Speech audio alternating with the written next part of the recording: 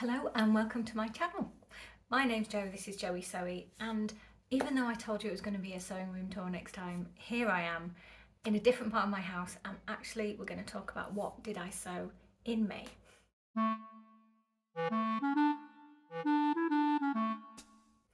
So I am going to do a sewing room tour next. But I looked at the calendar, I thought if I don't do what did I sew in May, soon it will be the end of June and it will all go wrong. Everything will go wrong. So instead I thought I'd leap on and do a really quick video, probably, about the stuff I sewed in May. And then at the end I will tell you where I am in my house and I'll show you. It's a very small little space, but it's quite interesting because it's got this lovely wall behind me. And the floor is quite interesting too, so I will tell you all about that at the end. So right into it, the major thing that I made and sewed this month is the dress that I wore for Buckingham Palace. If you follow my channel, you will know all about that. I haven't got this here again because I feel like it's been done to death, but that did take a lot of time. So yes, I sewed that in May, and we went, I think it was the 9th of May, and I definitely needed a long lie down afterwards. So that was the first thing that I sewed. We'll put a picture up just to honour it, have it on the record. If you haven't seen those videos, I will link them down below. There's a whole series about why was I going to Buckingham Palace, and the stress of sewing an outfit that was fit for royalty and me. So you can go and check that out if you haven't seen it. So other than that, I've got two garments. One is knitted, but I did sew in the ends. Actually, one is sewn, one is knitted, and then I've got 3 belts, which were adjustments really. So let's start with the sewn one first. This is a self-drafted, well, hacked / self-drafted, it's a bit of both, shirt. So my last video was a fabric haul. I said I had sewn something already, and this is it. So I'll bring it closer.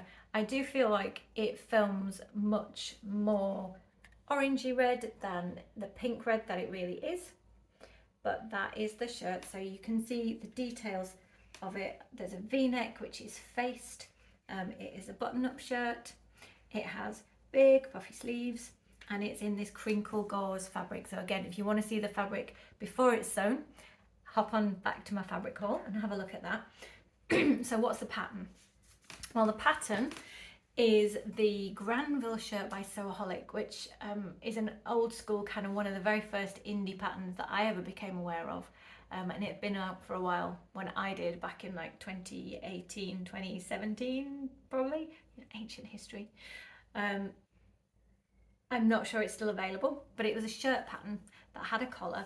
I will insert a picture of the pattern.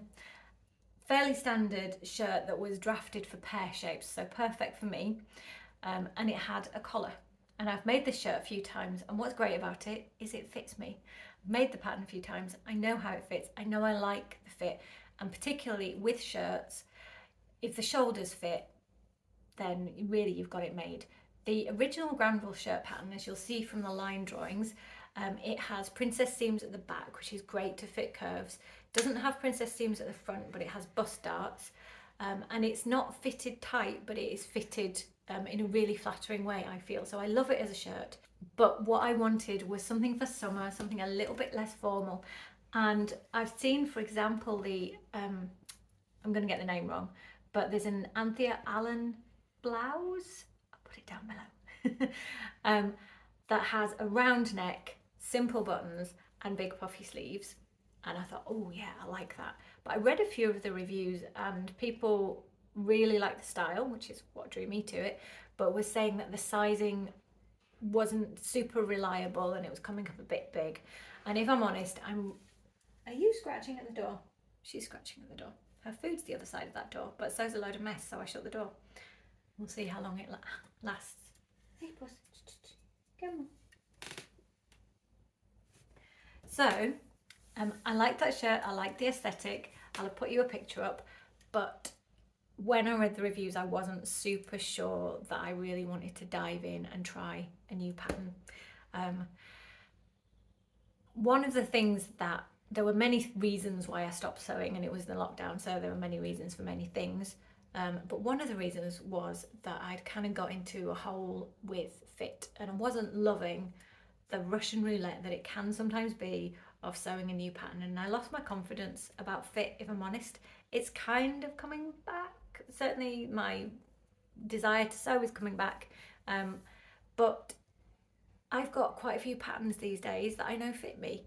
So if I feel like it is more likely that I'm going to be able to refashion a pattern, then I'll do that, or hack a pattern, then I'll do that rather than invest in a new pattern if I feel like I could get something that's stylistically similar. So I'm not trying to rip off someone else's design, I'm just trying to jump off essentially from a block that I already know fits me the way I want it to, and I can add the style details. So if you love this aesthetic, then the Anthea Allen blouse is one that a lot of people like and is out now, and you could go for it.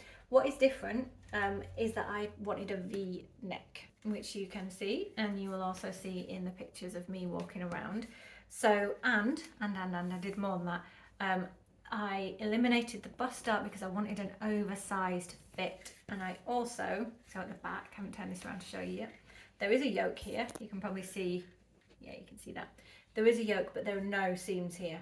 So I hacked the pattern. I essentially took all of that shaping out, so it was a much boxier shape from the front and the back. So there's no darts, there's no shaping, it's much boxier. Now, what I didn't legislate for, as it were, is that this is really crinkly, and I said in my last video, I'm surprised it was crinkly on the bolt, probably. I don't remember that, but I have looked at the online pictures. It was crinkly on the bolt. When I washed it and I've ironed it, it is even crinklier, I would say. So actually, there's lots of space, lots of room in this, but it actually looks a bit more fitted than maybe I intended because it's all crinkled up. So that's something to bear in mind if you're using a crinkly fabric, is that it's going to do that. The other thing I did to the original pattern, which was something I'd done before, so I already had this pattern piece, was I slashed and spread the sleeve pattern at the top and the bottom, so it's elbow length sleeves. I slashed and spread it, so I've got not the biggest puff sleeve in the world, but definitely volume at the top, and then enough to gather it at the bottom. And in here there are elastic in the cuffs just so it gathers it. It doesn't grip onto me. It's kind of just about the same diameter as my arm is there, and they end at the cuffs. And then let's have a look at the inside details because they are beautiful. I was talking in my Q&A about how I do French seams around the arms, and I said in there what I do is I actually insert the sleeves flat before I do the side seams, and that is it's what I do all the time now because it's so much easier, even if you're not doing French seams, but if I can do French seams I will. So on the inside we have no raw edges, which makes me very happy. So here we are, we have a faced V-neck. I was kind of making up how the button placket goes, but I have managed to hide all the raw edges. If I did it again, I've rewritten the order that I do things in, so this bit, which is the button placket, would end up under the facing, but I was making up the process as I went along as well. So it's exposed this time, nobody can see, it's not a raw edge. I'm not going to lose sleep over that. It has a yoke, so the yoke is double-sided, as yokes usually are, so there's no raw edge there. And then around the armholes we've got French seams. As I said, I did that flat. So then the thing you do after that is you do the side seams, which are all French seamed as well. And then the hem at the bottom is just double folded, and I was following the lines of the check. Ooh, what we haven't done yet is a moment to honour the pattern matching.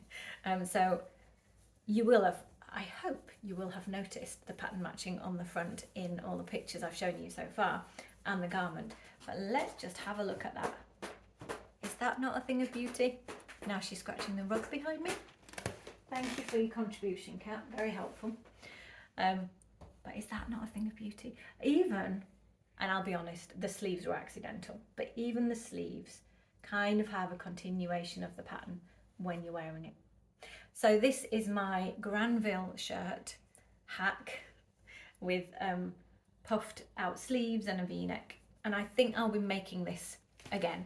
So partly wanted to do this, I like the style, and partly because I have plans for jumpsuits, as I mentioned in my fabric haul, and I'd like to have this style top. So I did make it quite cropped. My waist is probably about here, elbow length really. So it's only a few inches below my waist. And I kind of intentionally did that because I knew I was going to tuck this in when I wear it, and as you'll see from the pictures, that is what I do. But also I didn't need it to be super extended because I was actually doing this as a bit of a wearable twirl for potentially using it as the top half of a jumpsuit. So that's the purest sewing thing I did, as well as the dress, which, you know, nearly killed me. The other thing I have here, next thing, is a knitting project. Now, I did not knit this just in May because I've knitted, I think I tried two things to knit. Sorry, I tried to knit two things with this yarn. Look at the colour, it's gorgeous. It's a mint yarn. It is Rowan Big Wool, which is a really chunky wool, as you can see. It is a proper mint green, slightly less blue than on the screen, but still, you know, my colour. Of course, I have finished a really chunky wool knit at the start of a heat wave, essentially, in England. Certainly for spring, it's been a heat wave. It's been so warm around here. So I haven't actually had a chance to wear this in the wild yet because it has been far too hot. But let me tell you about it. I can't remember the pattern name, so I'm going to have to put that down below. It's one I got off Ravelry. It is essentially a cropped tank top with these little cap sleeves, which is lovely. So I'm intending it as a layering piece over a dress or over a shirt. You could, if you were into that colour combination, you could put it over this shirt. Don't know, haven't tried it.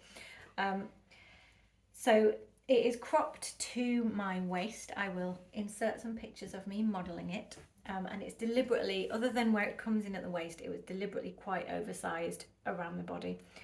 In all honesty, it's probably a little bit more oversized than I intended, but I had knitted this, as I say, I think I'd knitted this pattern a couple of times trying to get it to be the right size. Oh, there she goes. I wasn't going to do it again. I love the capped sleeves.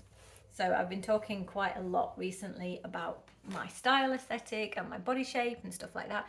And the cap sleeves for narrow sloping shoulders are just perfect because they create the illusion of much more width and create balance. So that's why I chose this pattern in the first place. So that is a knit that I have finished in May. Okay, and I have 3 more things, same project, to share with you. Now this is a bit unusual. I've never seen anyone do this on YouTube, but I am sure it is out there. I have been altering leather or fake leather belts. The simplest alteration in the world, because I've been adding extra holes. But it is such an important alteration if you buy a second-hand belt, or you just can't find the belt in the size that you want, or like me, you buy quite a few things on Vinted, like this. So these two are from Next, I think, and they're not genuine leather, but they're great colours, blue and green. This one is genuine leather and was from Jigsaw, which is a pretty high-end, high street shop. It's probably at least £50 new, but I got it off Vinted, but it is a genuine leather belt. So I have been adding extra holes, and I added this one and this one, and I'm going to insert for you a little video of how I do that. I have a particular tool which is I assume it's from Japan because all the instructions are in Japanese, but it's, you push it down like an old-fashioned, do I mean an old-fashioned screwdriver? I'm not sure. I feel like there is a tool that does that, but it's as you push it, it goes around a corkscrew. It's a bit like a corkscrew actually, and screws a sharp hole-shaped blade through the leather. So it's really simple to do, but very effective. And the cat has opened the door again.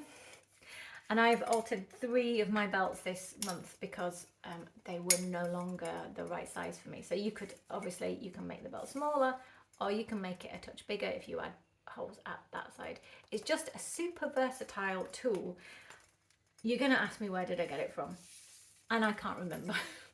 But if I do remember, I will put it in the comments down below. It's called like a screw hole punch, I believe is its name. And if I can find a source of them online, I will put them.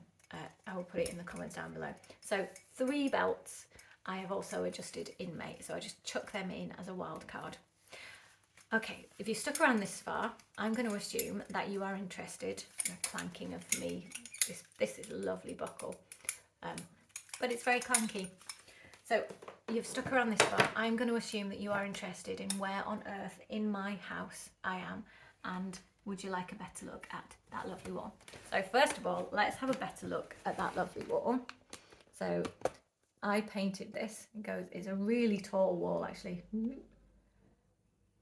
So I painted it by finding an inspiration image on Pinterest, I should think, because where else do we find inspiration images? Sketched it onto the wall with pencil and then painted over it all simply with black paint. And that's what it looks like. Now this is in a little vestibule. So essentially you get from the hallway into this area.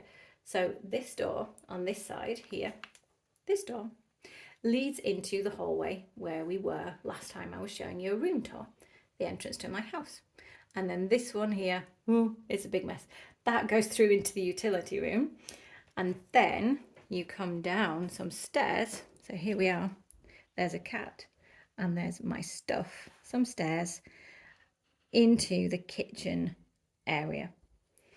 So I'm going to just show you that from another angle. So as I said, this is the hallway that I gave you a room tour of last time. This is there's a different cat also wanting to go through. If you shut a door in this house, they just want to get through it. That's why I don't shut doors. So I've got a couple of rugs. Again, these are the outdoor rugs that I like because they're super durable, especially when you've got cats that are sick all over them all the time. Sorry for oversharing, but it's true, isn't it, Missy? Missy! Hello, puss. And here is the wall. There is my twirly light shade. As you can see, the opposite wall and the door is fully painted black. And then this door that we just went through is actually painted dark blue. They're going to look really similar to you in this light, but it is actually painted dark blue. And then you go down, little sneaky peek, you go down those stairs into what is our dining, living, kitchen. That room is for another day. But for today, I hope you enjoyed that teeny tiny room tour, because it's really just a hallway. And I hope you enjoyed hearing all about what I sewed in May. Next time, 100% probably, is definitely going to be a sewing room tour. I am still super excited about it. I cannot tell you how much work I've done in there. I counted up this morning. I have made 109 labels. I've gone organising mad, and I'm really excited to share it with you. So I will see you in there in a few days' time. Bye.